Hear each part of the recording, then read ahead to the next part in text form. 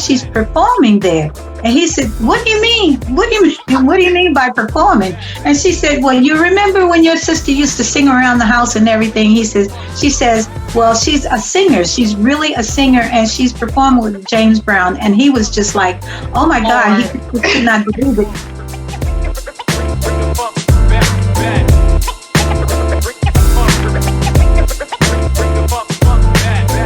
I stepped out on faith and I gave my notice. And I'm crying, y'all, because I gave my heart and my soul on that job. Because that was my passion. And sometimes our passion is really not our calling. It's just a passion.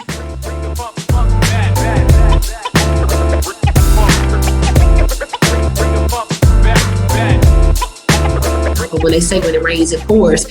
It poured, but I didn't realize that the pour was on purpose. The pour was actually moving stuff out the way, moving people out of my path that didn't belong in my circle anymore.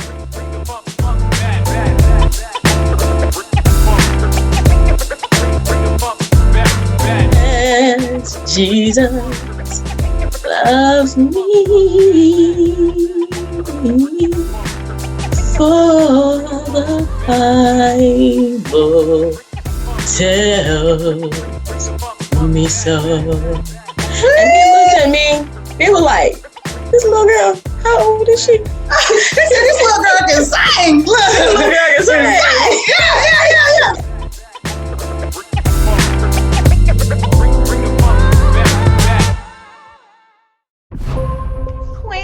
This is your girl, Minister Nakita Davis, the proud CEO and founder of Jesus Coffee and Prayer Christian Publishing House, the #1 Christian publishing house in the land. And I am so excited. As you all know, we've had this amazing series called Success Leaves Clues. We have been interviewing phenomenal women from all over the globe who are moving, they're shaking, they're making an impact in the earth. And today I've got a treat for you. I know I say it every day, but I really have a treat for you. I've got the beautiful, the talented Martha Hyde, aka the goddess of soul, y'all, in the building. Martha Queen, how are you? I'm good. How are you, Nakita? It's very nice to speak with you today and join you on this beautiful occasion. I'm just very happy to be here. Yes. Well, yes. I am blessed and highly favored. I'm even better now that I see your beautiful, radiant smile. Look at that smile, y'all. Come on. That's how you know that's success. That's success. So I'm so excited to have you here. You know, I could go literally like a laundry list of all your accolades and all the things that you have done in the earth thus far. But, you know, old school would say, hear it from the horse's mouth. So introduce yourself to the beautiful queens who are literally watching you from all over the world. Tell them a little bit about you, who you are, what you do. Okay. Well, my birth name is Mary Martha Harvin. I don't think a lot of people know that, but that's my born name. And Martha Hyde is my stage name. And it was given to me by the godfather of soul, Mr. James Brown. He just felt that he couldn't introduce my name as Martha Harvin. That's not a good name for the stage. So he came up with Martha Hyde. First of all, I just like to say that I'm a child of God, and I'm very, very blessed and thankful to still be here to continue my journey in life. I am a mother. I have a daughter that's in the Army. She's her name is Major Star L. Stewart. And I'm very proud. I just wanted to mention her name and let her know. I think that she's listening, and I just wanted to say hi, Star. Also, I am a grandmother. I'm a grandmother of 6, and I am a great-grandmother of 6, and 1 on the way. What? And I'm very, I'm very proud to say that. And I have been blessed. God has given me a gift that I was able to make my living, and I'm with a beautiful, I feel like a great voice, and I have been making my living for I guess I've been in the business for about 57 years, and I've been singing all over the world, and performing different places and meeting a lot of people. Also, I was given the gift of being able to draw and paint. I love painting. I love artwork, and I'm still doing all of this at the time. Right now, I'm just really proud to say that I've had 6 albums to be released within the last. Well, my first album was in 1979.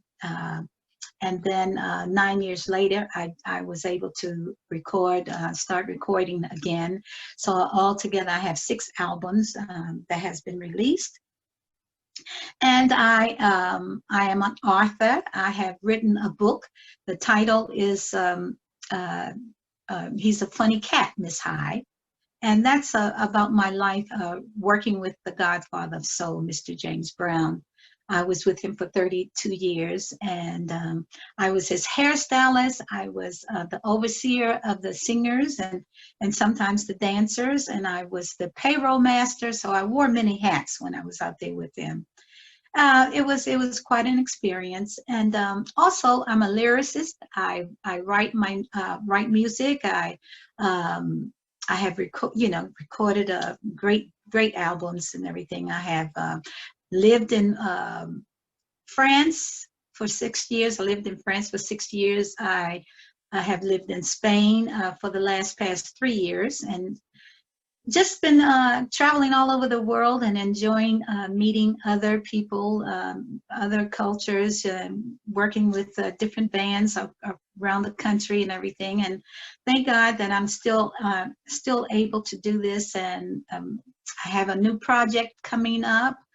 I will have a radio show starting October. Yes, in October the 6th. It's called It's High Time. Martha's It's High Time, and that will come on www.studiobuzz.com. So I just try to kind of stay busy. I've been busy doing a lot of things. I've had several magazine articles to come out, and still just trying to keep my face in the place and continue to work and continue to try to do other things to help other people, So it's been a busy time for me, and I'm enjoying every bit of it. Wow, Queen, that is just like, we can just, first of all, let's say you said keeping your face busy. Well, it's a beautiful face, first of all, let's say that. I mean, did y'all see this Queen said, the baby girl and 6 grandkids and 6 great-grand, like, what? Did y'all see her face? Okay, that's amazing. Hashtag goals. Okay. Hashtag goals.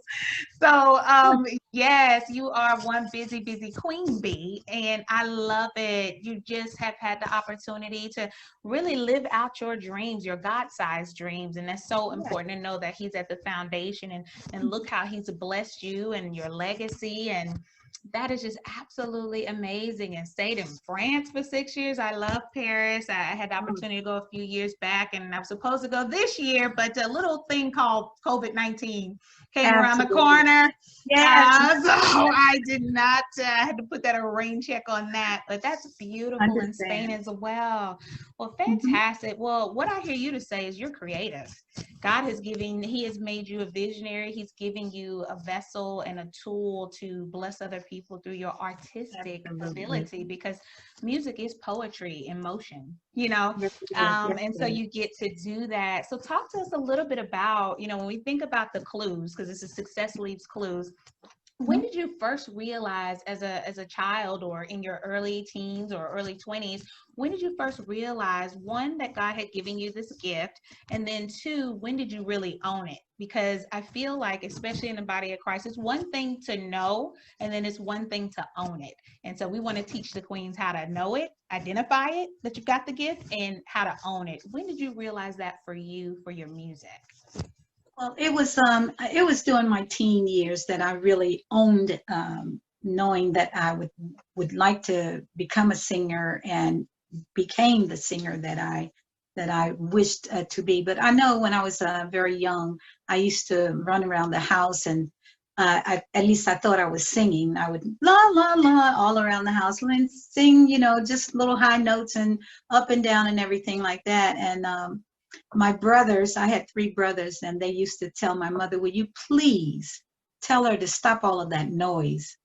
And my mother said, "She's not making noise, she's singing." And I looked at my mom and I said, "Yeah, that's right, I'm singing," so it was that had given me permission to continue to do what I was doing, singing around the house. And the only thing my brothers would do would just hold their ears of like, oh my gosh. But when I turned, I think I was like 15, 16 years old when I decided that, I felt that I had a voice and I wanted to do something about it. I wanted to try, at least try, so being in high school, I met 3 other young ladies that we used to run around together, and we just loved the fact of singing. They would give our school would give hops, like sock hops. That's what they called it back in the day. And we used to go to the sock hops after school and listen to the groups and everyone was singing. And I just got this urge that I really wanted to be a part of that. So my 3 friends and I, sat and talked about it and said we decided to start a group of our own. And we started singing and rehearsing and really got serious into it, and there was a place, I was raised in Washington, D.C. I need to say that. So we found a place near our home where we could go and rehearse in these studio rooms that they had and in certain buildings and everything. So we met other musicians and singers there, and this gentleman peeked his head in the room where we were rehearsing one day and said hello and asked what was the name of our group, and he just admired the way that we were singing. So we talked with him and he wanted to become our manager, and he did. And through that, we started rehearsing at other places. He introduced us to Bo Diddley. And Bo Diddley, we met him and we started rehearsing at his place because he had a studio in his home. So we met him and we started rehearsing there, and he sort of like took a liking to us and decided that he wanted to kind of manage us and help us to get ahead also. At that point, I met some young ladies, another group that was going to the same school that I was. Their names were the 4 Jewels. And I ended up talking with them, and to make a long story short, I ended up joining that particular group, became one of them because one of the girls left, so they still wanted to keep the name the 4 Jewels. And I joined them and did some recordings with them. That is really at the point, and I was about 16. I was around 16 then. And that's when I really realized, okay, this is really what I want to do. I've gotten this far, and it seems like it kept on moving forward, getting better and everything. And that's when I decided, okay, this is what I'm going to do for a living. Wow. I could imagine, that sounds so exciting. It sounds like the classic dream, right? We wanted our own group. We've heard it in so many stories. I guess it's like, almost like the rites of passage. We started our own group and somebody heard us. And the next thing you know, I was touring around the world, And I actually, when I was younger, I actually sang. Of course, I sang in church in the choir, the children's choir, and everything. So that was a beautiful thing for me too, because I loved hearing the harmony, hearing the voices and everything, and how we sounded together. It was just always a beautiful thing to me to hear harmony, in my younger days. And so I guess it was just really in me, and God's gift was there, and I finally I recognized it, but I just had no idea that I would be in the years to come, as I got older, that I would actually be out traveling and singing with one of the biggest names in show business. That was just amazing to me. It was when I joined him, it was still very, it was crazy. Real. Yeah. Like, you're just like, wait a minute. Let me, like, yeah, this okay, really happened, this is me. Okay, I'm here. Hello, this is not a dream.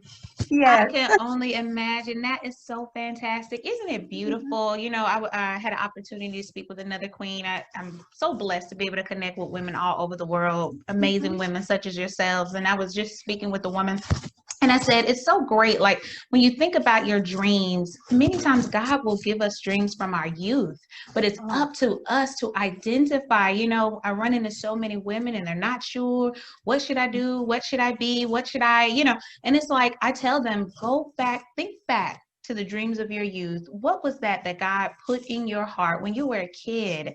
Right. Yeah. In some way, a lot of times along the way, people get lost in the sauce. Somebody tells them they can't do it. What if you, and I know you love your brothers, but what if you would have took what they said, oh gosh, we don't want to hear you, and you would have internalized that and said, oh, I can't sing.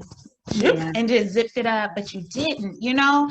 And so even as adults, as we get older, sometimes, you know, adults aren't always the nicest, but you can't worry about other people. It's like, what did God tell you? What did he give you, you know? Exactly. And you know, that's a thing, because even when I got older and I started traveling on the road, my oldest brother had no idea that I was involved in music as much as I was, you know, because he called home one day. He went into the Army, and he called one day, and my mother told him, she said, your sister is at the Howard Theater tonight, and that's in Washington, D.C. And he said, oh, okay, but she goes to the Howard Theater all the time to see the shows there. And she said, no, she's performing there.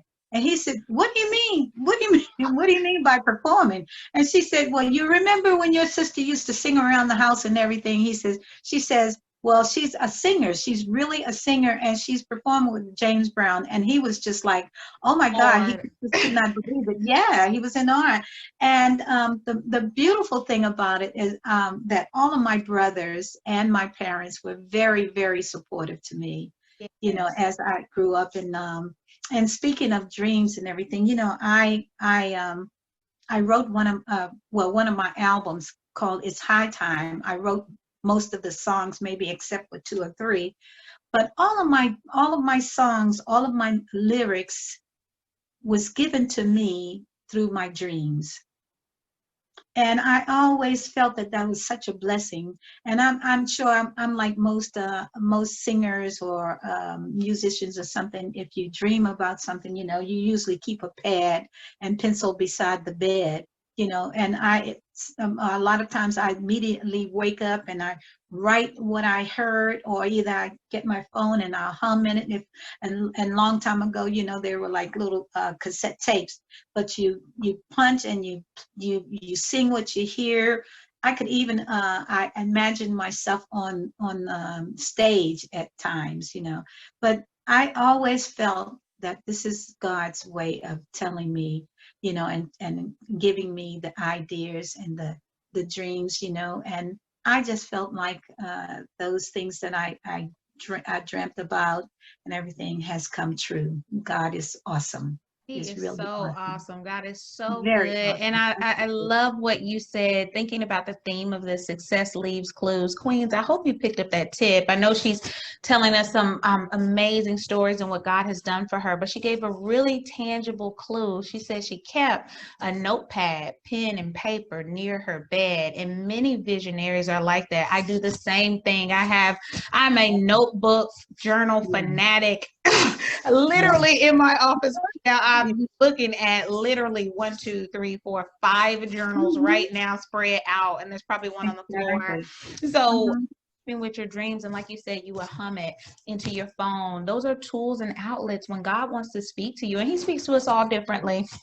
But don't just dismiss the dream you had. Maybe it's not the whole thing, if there was a dragon or something like that, but maybe there was one piece in there that he's given to you through that dream, but it's up to you to activate that. So I love that clue and that being a success for you. So talk to the beautiful queens about, like you said, you're a world traveler all over the world, and people adore you and love your music and what you've done and the contribution you've added, not just to music, but music is speaking to the heart of people. You know, when you think about some of your most memorable moments, I know myself and most people, they can attach it to a song, normally a movie, something is etched in their brain, and if they hear that song, or if they see that movie, or if they see those words, it brings them all the way back. It's nostalgia. So it's beautiful what you do. Talk to them about being a world traveler, right? You've met all different walks of life and all different types of people. How has being a world traveler shaped the way you see people, the way you view the world, and your talents? Well, you know, I love the fact that I was able to travel as much as I did. And like I said, I've been in the music business for 50 some years, and it's really been a blessing because traveling and meeting other cultures, you know, being involved with other cultures and meeting other people, all walks of life and everything. I think it's a blessing too, because you get to know that everyone is not alike, but you know, but they're people, and everyone wants to. I love the fact of getting to know how Japanese people live, how Spanish people live, how their music evolves and evolves around ours, and what they get out of our music, and what I appreciate about their music. You know, so it's like that with the Germans and French people. It's just a wonderful thing to be involved with. I met people, and I have been able to visit people's homes, you know, and in different countries. And it's really exciting to know that they enjoy our music as much as they do, you know, because I've met people that could tell me more about our music, American music, and then I didn't even know that they would know that much, you know. I had no idea that they would be so much involved with our music. But they also, I had a lot of friends in Spain that wanted to actually sing with me, and we combined my music, our music, with their music, which is flamenco. That's a very popular music, flamenco. And we were able to kind of join together and work that the soul music into the flamenco. And I think that it's we didn't release anything, but just the fact of wanting to do this and wanting to involve our music with theirs, it's a very, very pleasant thing. It was very just a wonderful thing to try and do, you know, to mix the musics together and everything. But I find Europeans, just all over the world, I find people to be very kind and very acceptable, you know, to our music and listening, and they enjoy our music, listening and learning and being a part of it. The musicians that I've worked with me in different countries, I admire them because they are energetic and they want to know and want to learn the music. I always feel like, you know, I've told a lot of band members in Japan and France and Germany that they have a lot of soul, and I feel that they have soul because it's not that Americans only are the only ones that have soul. It's how they feel inside and how passionate they are about their music. And I feel that if they're good musicians and they care about what they're doing, I think they show it very soulful by playing the best that they can play and the best that they can be, you know, when it comes to doing things together. I love it. Everybody has access to soul. If you're passionate about what you do, then guess what? You've got soul, you know? So Yeah, it's absolutely. it's great how you all can cross-pollinate, right? And that's how you Mhm. blend, and it's this melting pot, and you get to know the heart of people. You know, sometimes Yes, coming from just one side of the track, so to speak, you can have an unfair, unbiased opinion of other people. But when you travel, you're right. able to find out, really the heart of people. You can formulate Yes, your own opinions, not based off yes, of somebody else's one that's right. isolated experience. And now more than ever, especially with, let's just be real, at least in the US for sure, all the racial division and tension and all of that. So I Mhm. asked that question because I want the world to know, first of all, God is love. And it doesn't Yeah, matter where you are, whether you're in the US or you're in Japan or you're in France or Germany or South Africa, wherever you are, God is love and people are people. I say that a lot too. And so you said that exactly. earlier. And look for the good. Look for the good, Exactly. Look for the love that they have, and they share, because God is within us, and you have to let your light shine from within, to get to know people, and that people are human, and everyone is not trying uh, to be rude or unkind or anything like that, so it was a pleasure to meet a lot of people, to meet all different nationalities and everything. I'm very, very happy that I spent the amount of time that I did in France, um, and in Spain. I stayed there for 3 years in Spain, 6 years in France. So it was just a beautiful thing. And I have traveled to Greece, and just everywhere. And I have met people that I just really have a beautiful heart, and invited me to their homes and everything. And I really enjoyed it. That's beautiful. I love it, Queen. I love it. So shifting gears just a little bit. So I've got just a couple more questions, and I definitely want to round it up with you giving the Queens a final clue to success and letting them know about any upcoming projects and how they can reach you. But two questions that I have. One, we know that you were with the Godfather of Soul, right? So can you name just one memorable moment, if you can think of maybe the most exciting or most memorable moment that you had with him or with the group or while on tour with the band? Yes. Well, I will never ever forget performing with Mr. Brown at the Madison Square Garden.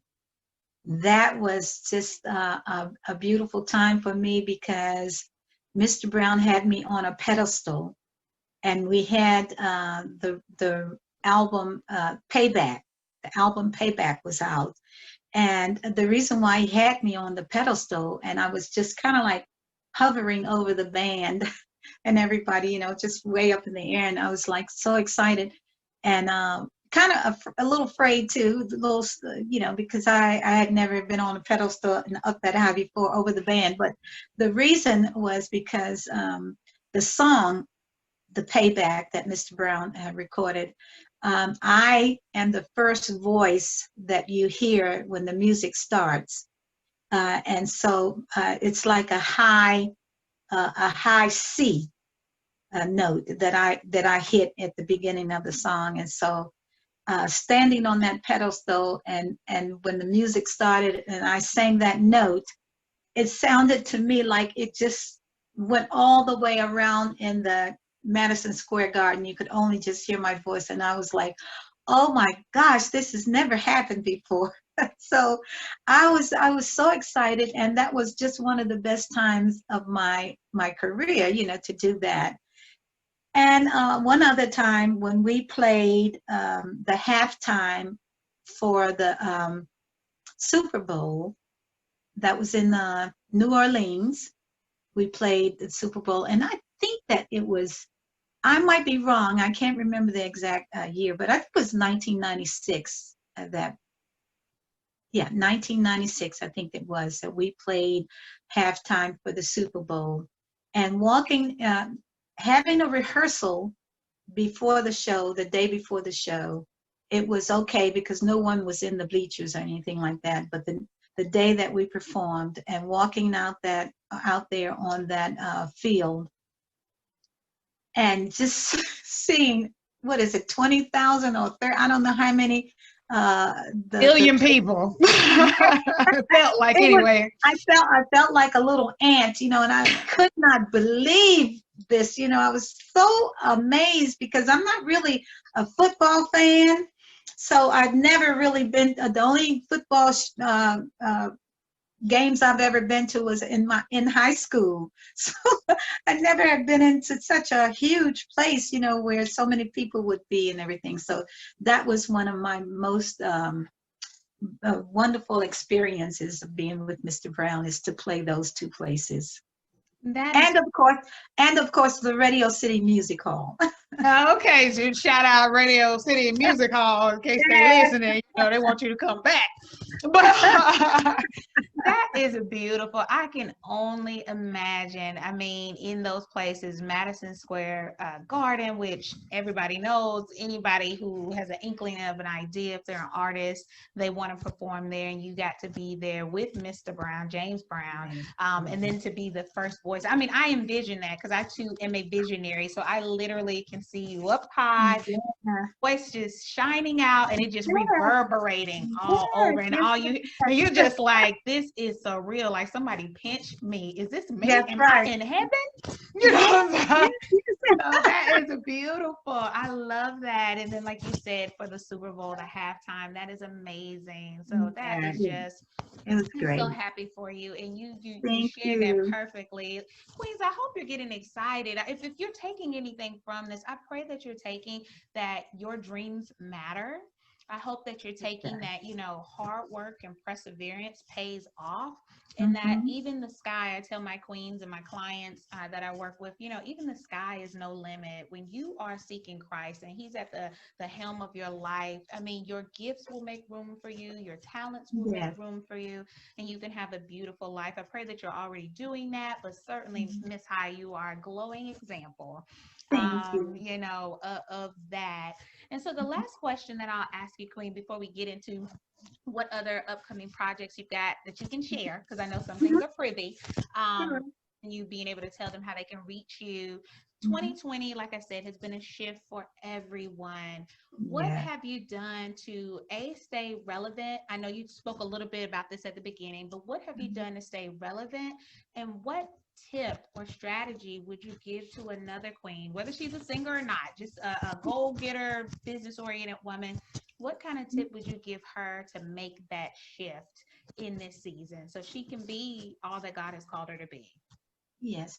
I've been, since this pandemic has happened, I just didn't sit around. I decided to find other things to do, and I've met people since I've been here that's in my life now that are go-getters as well. They are very energetic and wanting to do things, and I wanted to be a part. I've thought about other people too, being in this situation of not working and everything. So I'm always trying to figure out what can I do to help others, as well as keeping myself busy. And so what I've been doing, I started a shop online to sell different articles and my paintings and my book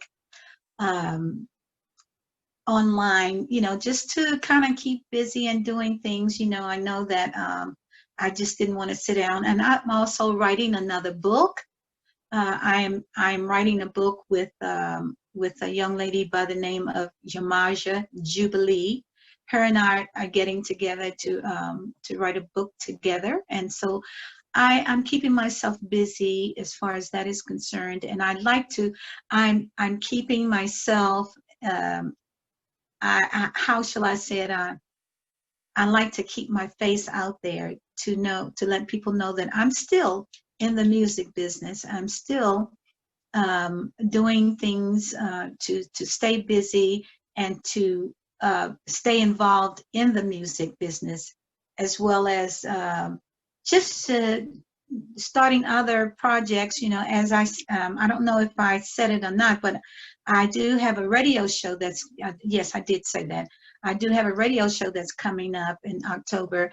And I just feel like anyone that's in the music business, stay busy. I practice a lot. I keep in contact with other singers and musicians and everything like that to see if maybe we can start a project or do a project together and everything. I think that's good for the soul to stay involved and letting people know that you're still in the business and you haven't given up. And I don't think that anyone should give up as far as anything is concerned. And I feel that you should continue to pray and God will guide you. He will show you the way. He will give you what you need to do whatever ideas that you have. It can happen. You just have to keep the faith and just stay involved with whatever you're doing. And I think that would get you over and continue to be happy and continue to being on this journey of life. It's a blessing that we can still do things virtually online and still have your music. I've been in several different videos, singing videos, and it's beautiful. It's lovely. We don't know what the new norm is going to be, but you still can be involved in doing things that you love. Just continue to do it. I love that. What I hear you to say is stay busy and stay consistent, right? Yes, this absolutely. is not the time to dry up and say, oh, well, let me just shell up until this passes. Well, we don't know what until this passes looks like, right? So, the best thing that you can do really for your mind, body, and soul is to keep going. I think it was, and I may be phrasing this incorrectly, but I believe it was Winston Churchill that said, if you're going through hell, keep moving. What that means is, what you gonna do? You're gonna stay there and burn up? You need to keep going so you can get through. Yeah, that's just like going through a storm. If you just say that you're driving, you're on the highway and there's a storm. And I heard someone say this, that driving down the highway and there's a storm starts, and instead of you stopping and sitting on the side of the road, what you should do is you should keep going through that storm, and eventually the storm will pass you by or pass on. You go through that storm and you can look back and say, well, I got through that storm. Well, that's the same way it is in life. There you have storms in your life and everything, but do you sit down or do you continue to try and get out of that storm? And that's what you should do. You should always move forward, because sitting back and doing nothing, that storm could hover over you for days and days, and you still won't be getting anywhere. But if you continue to move on, move out of that storm and continue to move forward, So good, Queen. And I've literally had that happen. I remember just quickly, my husband and I think we were coming through the mountains, wherever we were, and it was it was raining, literally cats and dogs, like literally you couldn't see. And so for a second we did pull over because we literally could not see, but then after a few minutes, it's like, man, this is not letting up. So we said we we went super slow, blinking, flashing, all the flashers on. And then literally within 5 minutes, we, where you look back, like you said, and you could see the cloud, you could see the rain, but right here, it's clear. It's like we literally were under the storm, and had we continue, which we quickly caught on, it was gone. Perfect example. I love that. That is beautiful. Well, Queen, it has absolutely been a pleasure. I could definitely see a part 2 of this, ladies. Okay. Of this taking place. You are a jewel and just a wealth of knowledge and information, and just so much success, and just continued success to you. I absolutely love it. Thank you so much. Absolutely, Queen. Let them know. I know you said the radio. Is there anything else that they need to be on the lookout for in November or December or going into January that you're privy to share? If you can share that, fantastic. And then just let them know how they can stay in contact with you. Okay. Well, always, I would love to let everyone know that you still can purchase my albums. You can find my albums on iTunes, Spotify, YouTube, Amazon. You just go to these different links and put it right in Martha High, and it will all of my songs, the albums will come up. And also my book. My book is entitled He's a Funny Cat, Miss High, and my 32 years with the Godfather of Soul. You can go on Amazon or createspace.com and put in the title, He's a Funny Cat, Miss High. And of course, written by Martha High. And you can purchase the books there. Also, as I said before, I have a shop online with eBay. You go to ebay.com, and it's called Martha's Shop In. So you can check that out and see if it's something there that you might like to purchase or something like that. I have some beautiful things. I am working on another book, as I said before, so we're going to keep that under the line right now, because we haven't even chose a name for it, but we're excited about it, and I think that's going to happen within maybe at least another 4 or 5 months. It should be out. And my album that I have out now, it's called Nothing's Going Wrong. And that kind of got a little lost when the pandemic happened, because just everything just stopped. But we are still happy about the album, because we are planning to re-release the album with some more new songs. So that will be happening hopefully by the first of the year. That should be coming out. And we're also looking forward to going back to work, hopefully next year. We don't know for sure, but we're just going to wait on God. I'm just going to wait on him, and I'm sure he's going to straighten things out here where other things can happen. But I'm very happy to say that my radio show, again, is called It's High Time, and you can go to the link studiowbuzz.com, and that would let you in to tune into our new radio show. And we will have a special guest that we will be interviewing, and new music, old school music, different topics that will be interesting. I hope that you will join us and have a great time in listening. Oh, that sounds so fantastic. Maybe I can find a way on that show one day. Absolutely. This is one thing that I'm really excited about, that there will be when I say ordinary people, I'm not saying that they're ordinary, because they're not. They're people that I think that has done so much for their community, and in helping people, and I would like for everyone to know that there are ordinary people that do things to help one another. It's not just celebrities and the big names or anything like that. It's just some regular people that do phenomenal things for others, and I'd like to introduce them and have a conversation with them to find out, what inspired them to help others and different things like that. So we'll have people like that as well that we will interview. Well, that's fantastic. I love that, because, at the end of the day, we're all ordinary people. We just serve an extraordinary God, and he gives us Absolutely. Yes. platforms, right? You know, different gifts and talents. So I love that. So I'll definitely be chiming in on that piece right there. So don't you worry, Queen. Well, I love it. So they can get with you for your music, your book, your radio, upcoming book projects, and just the world doesn't stop, not for Martha High.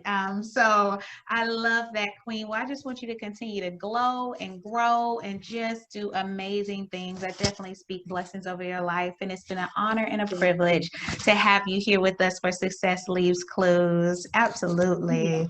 Well, it's been a blessing for me. Thank you so much for inviting me. And I want to say this last thing before we leave. I'm asking everyone to please vote. Please vote. We don't have many days left, but please, you know, it's so very important, not only for us now, but also the future. You know, we have to think about the future of our children and everything. And it's so, so very important for us to vote. So I'll leave that with you. That's fantastic, Queen. I love it.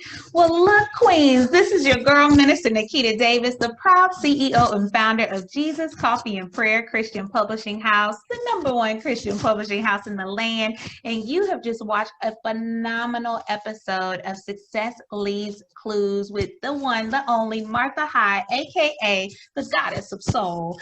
And it's been an absolute pleasure. All her links will be below, so please patronize her, connect with her, and see if you can get something going on, because after all, success leaves clues. Until I see you next time, be well and be good to each other.